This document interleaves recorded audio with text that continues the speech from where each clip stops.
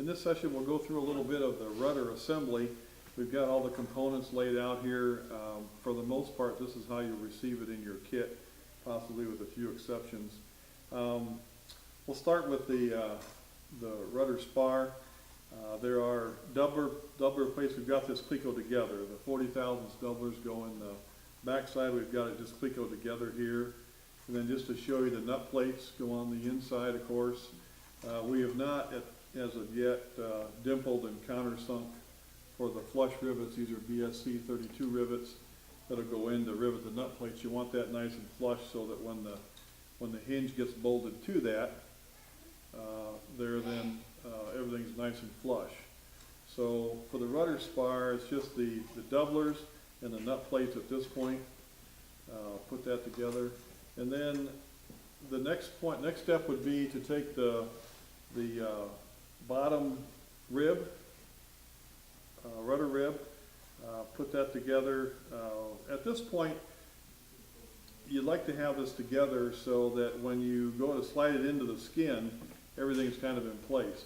Now, obviously this isn't bent quite at 90 degrees because it's not at 90 degrees from the rudder spar to the bottom line of the rudder. So I've got it pretty close.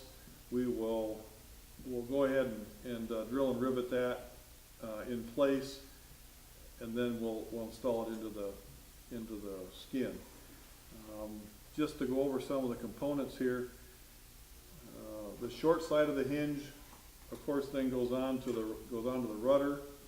The longer hinges in your kit should have these little bronze bushings already installed. It's just a little 5/16 by 3/16 shoulder bushing.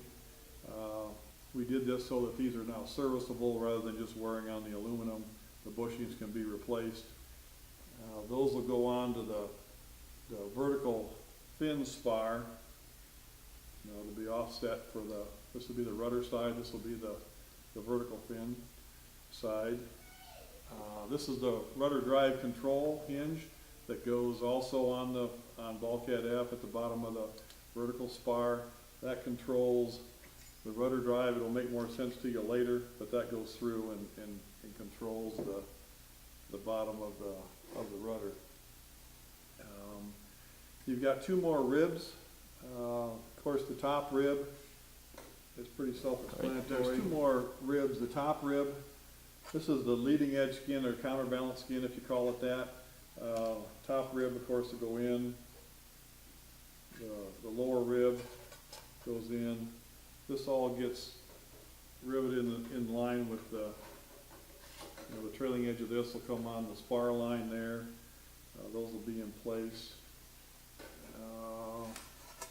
At that point, that's kind of the sub-assembly of all the parts. We're going to go ahead and finish riveting this or clecoing this all together, get it all drilled out, and we'll show you a point after it's pre-assembled about making sure you don't have twisted surface areas in these tapered surfaces. It applies to the elevator, rudder, and ailerons alike. Okay, we're at a point where we've pre-assembled a lot of the rudder components. You can see the skin is on, spar, all the ribs, or the lower ribs are in.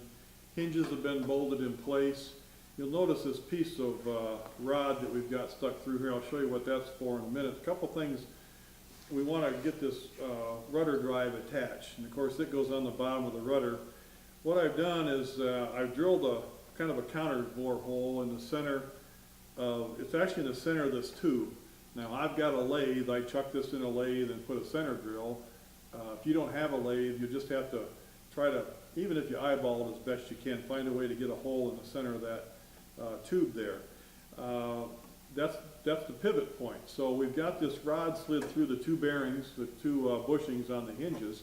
So this rod just got a little point ground on the end of it, and that's going to locate this properly on the bottom rib. So once it's there, we'll mark that, drill it, cleco it, and you're in good shape. Something else you want to check is you'll be able to see this has got a little slight bend on it. That's because the bottom rib is not perpendicular to the hinge line. So you can check that pretty easily by just holding that against their line of sight down there. easy to bend at this point to get that center line straight. If you don't get it perfect, it'll self-align it when you go to put it on the airplane, because this bushing, the guide bushing down there is going to keep it lined up. So that's the pre-assembly. The next section will be to put the top components on, the counterbalance rib and leading edge skin, and we're at a point here where we're going to assemble the counterbalance portion of the rudder. I thought it'd be easier to show you on the airplane. We set the rudder onto the airplane with a couple bolts in the hinges. I'll make sure everything lines up and we've got clearance for the throw. I just wanted to show you, this is a helpful way of setting this top section. This is just a piece of 1/8 inch Delrin or nylon. It could be plywood, it could be anything. If you want your gap to be 1/4 inch, you know, you can set that how you like, but we try to set everything up for about 1/8 inch. I'm just going to tape this on top of here with duct tape. Nothing special about it. What that's going to do is give me a reference so that when I put this all together, it's going to maintain that 1/8 inch gap there. So we'll start with the lower rib, the lower counterbalance rib. Of course, just to save time, we've pre-assembled all this, so we can show you how it goes together. We'll put a couple of Clecos in this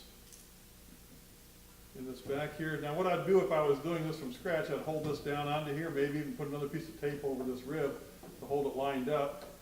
Drill these 2 holes back here that we're putting Clecos in now, and that holds that portion in place. Next, we're going to want to put the skin on. Again, this helps us to keep this lined up.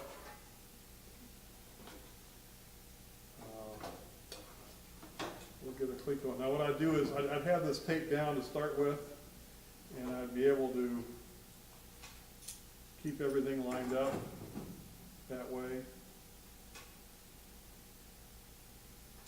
It also keeps the rudder from swinging while I'm doing this, but since we've already had this together once, I'll just put a couple of Clecos in here and show you how it goes together primarily.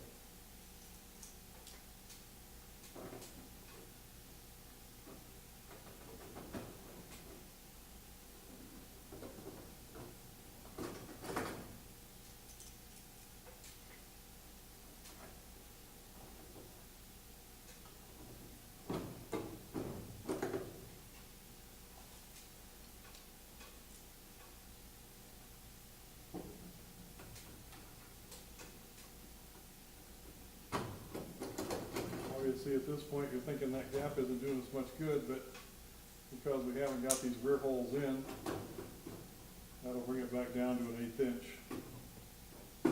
rear on the skin. Now you'll notice when I put this together, you're going to see a little bit of a gap on this trailing edge. And this is something that's good for any place you've got a skin overlapping. You probably can't see it from that angle, but this is curved and it's coming back onto this taper. So what we'll do is we'll take the brake. You can use a hand brake or whatever. Just put a little kick, a little kiss, we call it, in the trailing edge of this behind the rivet line. That'll push that back and hold it nice and tight against so that'll keep everything nice and tight back here along the trailing edge of the rudder. The last piece to go on is this is the end rib or top rib. Your kit will have these holes in here.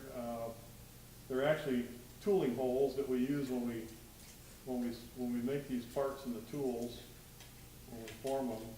Put a Cleco in there, kind of give you a handle to hold on to.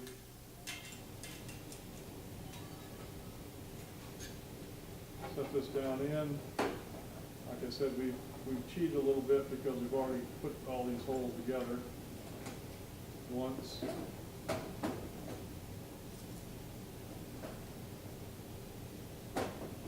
But if I hadn't, I'd be holding this straight with the top edge. Obviously, the skin goes back this way, so you want to start drilling and riveting from the back to push the extra material back so you don't have any waves or loose spots in this skin. And then the trailing edge skin, you do the same way, just push it forward. And then the last one you'll put a Cleco on a rivet in is where these join together.